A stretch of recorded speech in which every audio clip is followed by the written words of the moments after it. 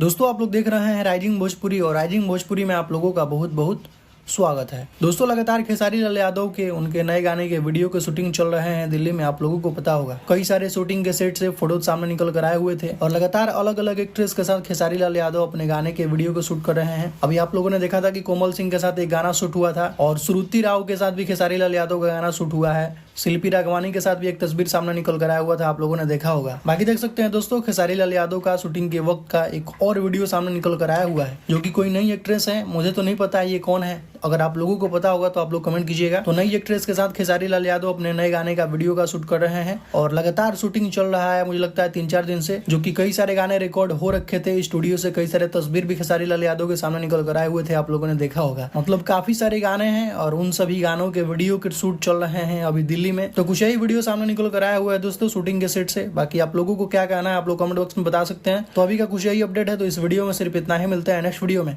Thank you so much.